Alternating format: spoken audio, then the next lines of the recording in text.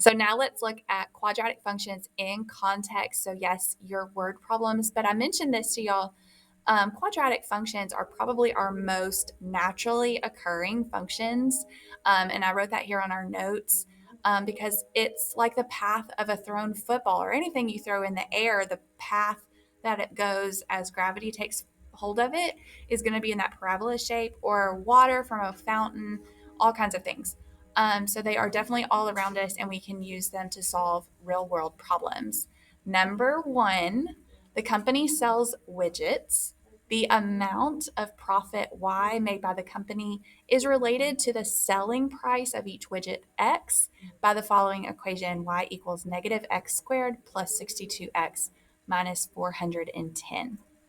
Using this equation, find out the maximum amount of profit the company can make to the nearest dollar. All right, so what are we looking for? The maximum. Now remember, if I have a parabola, it's probably like this, and we have a maximum. This is going to be my vertex. Okay, so we're going to need to find the vertex, and we're looking for the amount of profit. I'm going to come back over here to the word problem part. The amount of profit, that was our Y value. So when we finish finding our vertex, we are going to use the Y value. All right, so let's find that vertex. How do you do that by hand? You can use a calculator. We'll do that here in a moment.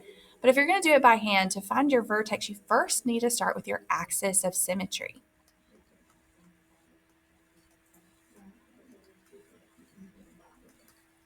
To find the axis of symmetry, that formula is x equals negative b over 2a. So in this function, my a value is negative 1, b is 62, and c is negative 410, pulling that from the function there, a, b, and c values. So we're going to have a negative 62 over 2 times negative 1. That's going to give me x equals 31.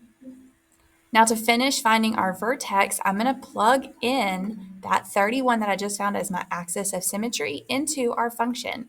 So I'm going to have a negative, then 31 squared, plus 62 times 31. This is going to get big, minus 410. You can plug that all in your calculator, and that is going to give you 551. So pulling that x value, 31, the y value we just found, 551, is my vertex.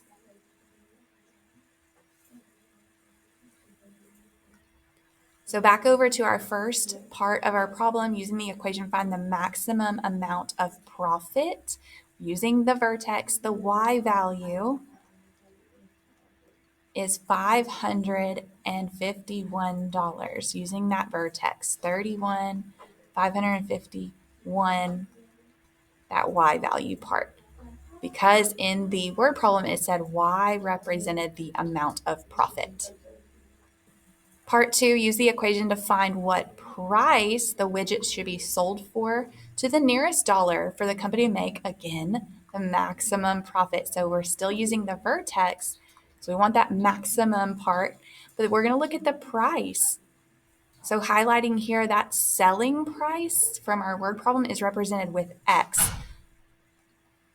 So I'm still going to use the vertex, but this time we're going to use the X value. So 31 is going to be the price each widget should be sold. So $31 each. All right, moving on to number 2, a rocket is launched from a tower. Now I'm going to stop right here and think about this. If I'm launching a rocket from a tower, I'm up in the tower somewhere and I'm shooting my rocket out, right? Okay, keep that image in mind. The height of the rocket, y, in feet, is related to the time after the launch, x, in seconds, by the given equation. We've got y equals negative 16x squared plus 124x plus 127. First part, using this equation, find the time that the rocket will hit the ground to the nearest hundredth of a second. All right, we're being asked to find the time that the rocket will hit the ground. In our word problem, time is represented by x in seconds. So we're definitely going to be using the x value. That it hits the ground. So I started to sketch over here, if I was to continue, the ground's going to be down here where the x-axis is, right? It's going to hit the ground. So this is actually one of my x-intercepts or my roots, or on our calculator, it's called zeros. So I'm going to need to find where my parabola is crossing the x-axis. So let's pull up the calculator and let's graph it. All right, from the home page, I'm going to do new document. No, I don't need to save. I'm going to graph this. So y equals negative 16 x squared plus 124x plus 127. Enter. Okay. Wow. This parabola is definitely off the screen. So a really cool calculator trick you might want to use under menu, we have zoom, window zoom, and in under zoom, there is fit. Zoom fit is going to take your window and move it and zoom in, zoom out so the function fits. So let's try that. Zoom fit. That's a little bit better. All right, I'm going to move this a little bit. Let me use my grab tool, kind of pull it around a little bit so I can see it much better and release that. All right, let's do menu, analyze. We need to find our x-intercepts or our zeros. All right, it's asking lower bound, so you're going to go somewhere on the left side. I don't need the one on the left because it's in the negatives. I'm looking at the right side along the x-axis. So I'm just going to slide to the left side over here and hit OK. In the bottom corner, it's now turned to upper bound. Slide it over to the right, and you can see it's starting to highlight that 0 and hit OK, and it's been labeled there. 8 and 67/100ths, 0. So that's our ordered pair. Now it's hitting the ground. The y value is 0. And then we already said we're looking for a time, and we labeled that as the x value. In our word problem, they said the time in seconds is x.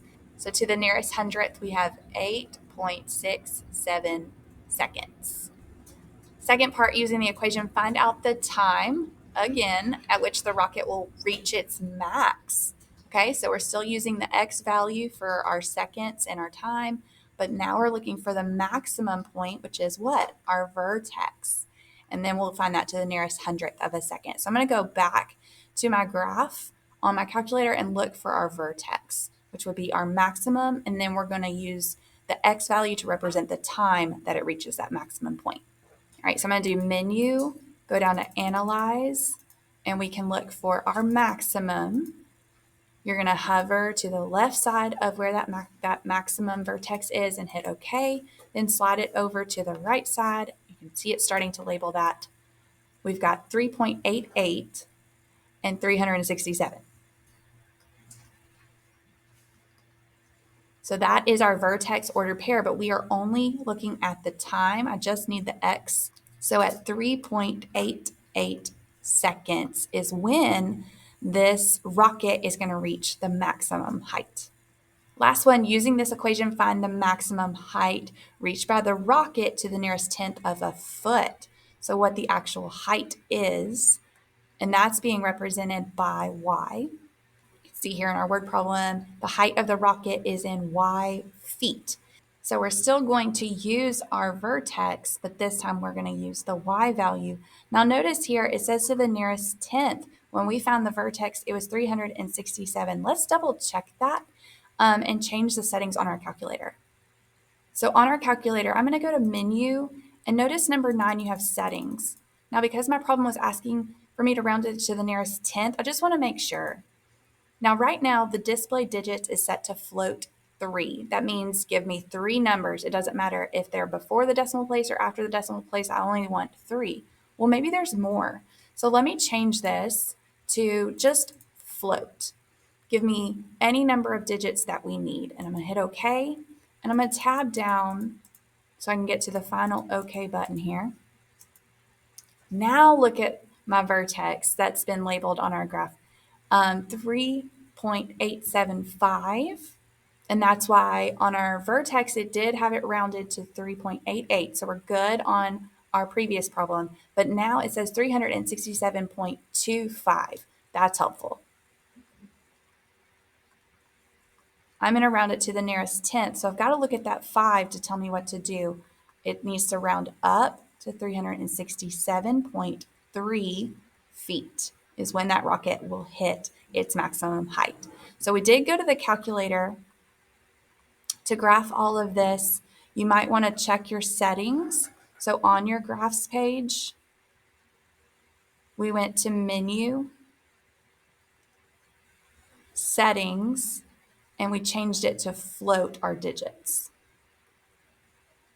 just to make sure you're rounding correctly and you're not going to miss a problem on Delta Math.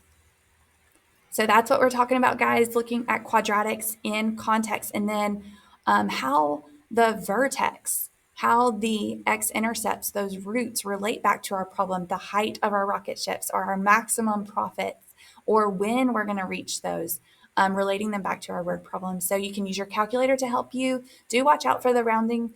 Go and check your settings to make sure your calculator is giving you all the digits that you need. Especially when you need to round to a decimal place. Guys, practice that and let me know if you have any questions. I'll see you in class.